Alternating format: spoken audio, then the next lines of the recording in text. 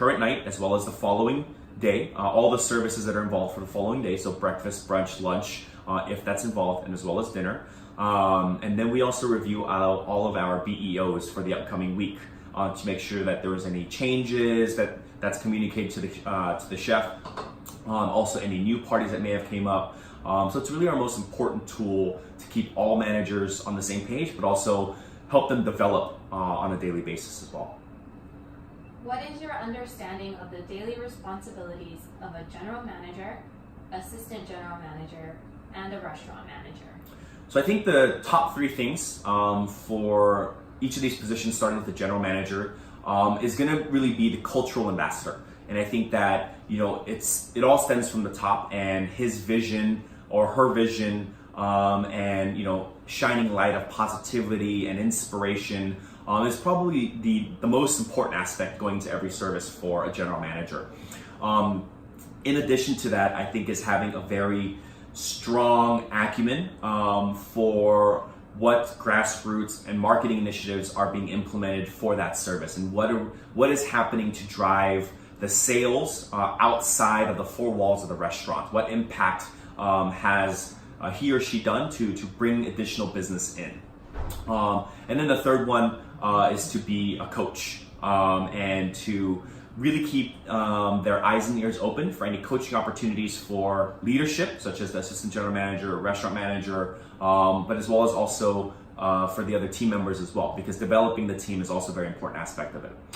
For the assistant general manager, the number one thing is just having a wide synopsis of what's going on for the day. So how many covers are coming in, who exactly is coming in, where are we seating them, and then making sure that all the staff is there, going through the floor plan, making sure that if we have 7 servers, all 7 servers are checked in, they're ready to go, their uniforms are pristine, and then thirdly is making sure that all of our materials for the service are being prepared and ready, such as our pre-shift meeting, that micros, if there's any updates need to be made, menu changes, all the tangible materials that the team needs to be ready for service.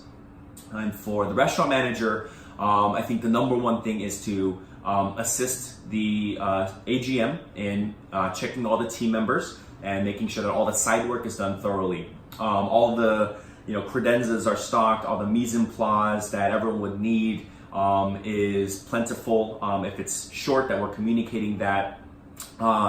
And then also doing spot checks, making sure that the bathrooms are clean, making sure that the host credenza is clean, which are really, I think, the very important duties to fall under the restaurant manager role.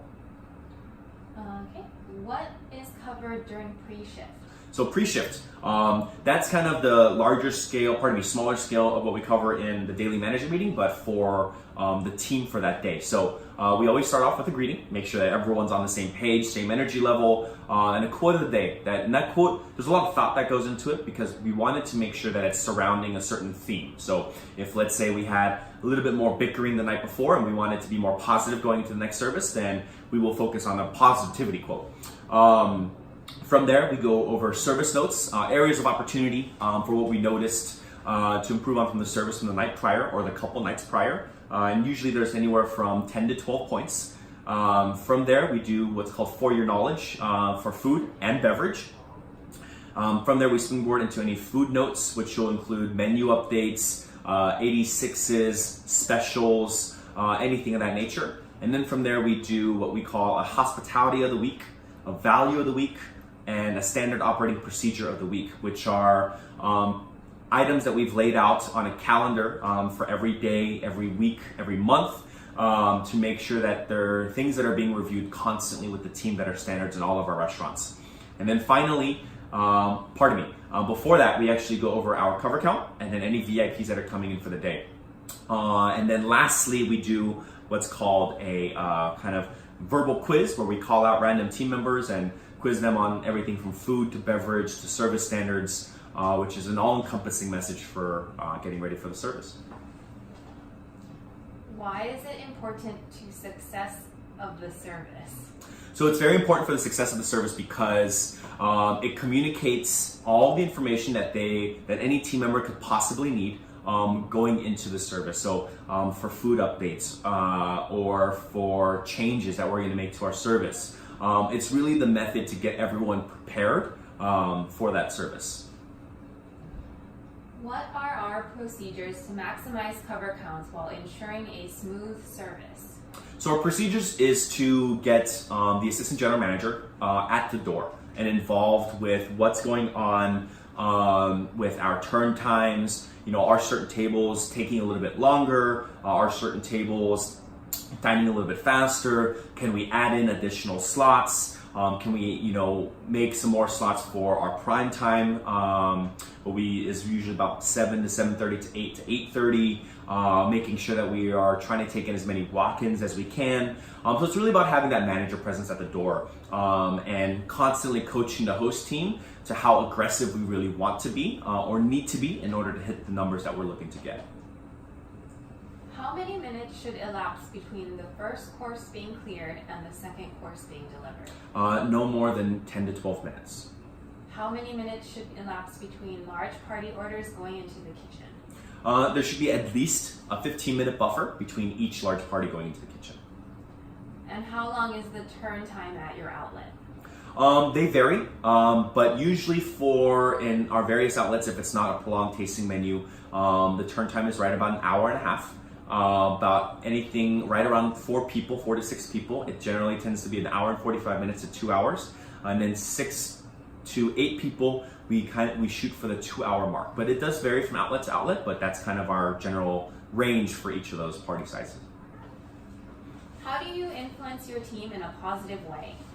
I think that you have to be positive yourself, and staying positive throughout the entire service is very challenging because what we do requires a lot of emotion. It's a very high stress environment. There's lots of volatility to the things that we do. So to stay positive is very, very important. And if you yourself are not positive, it's hard to ask other people to stay positive. But other than that, I think it's working hard to make sure the team's prepared. If the team trusts that the leadership team has done everything that they could to prepare them for a successful service, then no matter how difficult things might get, that helps them stay positive to know that all efforts were put in to put them in the best place.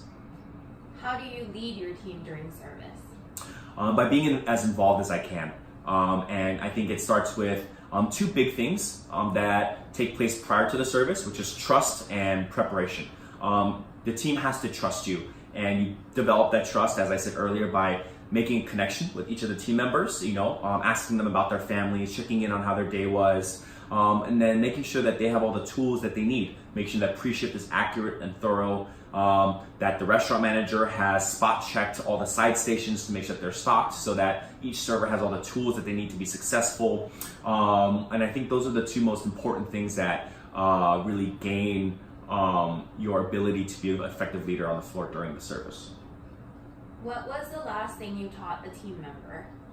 The last thing I taught a team member was actually the financial review, our P&L review for the entire year. And I did that with the assistant general manager. I think it's very important because we're always developing our assistant general managers to be general managers. And it was time that for this particular individual to really get a deeper synopsis of the financials and the operation as a whole so that they can really understand what we do on a day-to-day basis and how that translates to how we're effectively running an operation on a larger scale.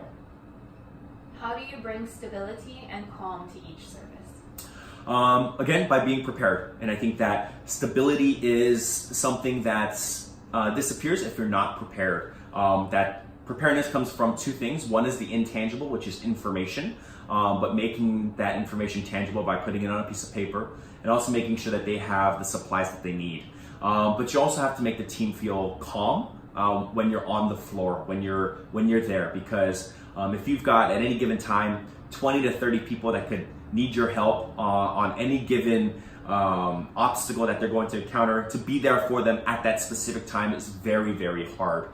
It's really a matter of luck sometimes, but I think if you're prepared and you're on the floor and they know where you are at all times is how you keep them stable and keep them happy. In your various outlets, what responsibilities do you have of amplifying the daily, weekly, monthly revenue? So in the various outlets, on a daily scale, it comes from reviewing our reservations and reviewing the time slots and what's available for that day and what has been really communicated to each team member at the door, as well as with the management team, to ensure that we are either taking in X amount of walk-ins, adding in Y amount of slots, and how we're assessing the business volume on an hourly basis, really.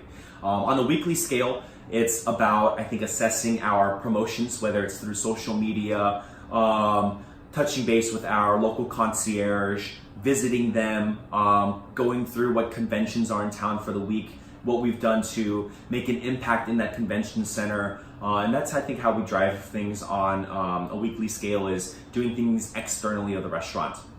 On a monthly scale, these are more aggressive, larger scale marketing campaigns that are done through email blasts, what we call grassroots initiatives, where it's really groundwork of management going out to the local businesses, connecting with executive assistants, reaching out, going through the convention center list schedule on who's going to arrive, and doing a bit of research on who their assistants are, and reaching out to them to either invite them in for happy hour or free dinner, so that we can try and lock in the business to gain their when the conventions are actually in town. So 3 different scales that happen on 3 different levels on daily, weekly, and monthly basis. Is there transparency around daily, weekly, monthly revenue goals? 1,000%. And I think that in the past, I wasn't as keen on being as transparent about these goals, but I think it's important for the team to know, because it gets them invested. It also gets them excited. And when they know that there's a certain target, they either get very excited about hitting the target, or they get disappointed about not hitting the target. And it actually drives them and gets them more invested to know these goals, even if, let's say, it's not necessarily translating to their success right away. Because if they're whether they have a successful table or not, they may not exactly know how that translates to our monthly revenue number. But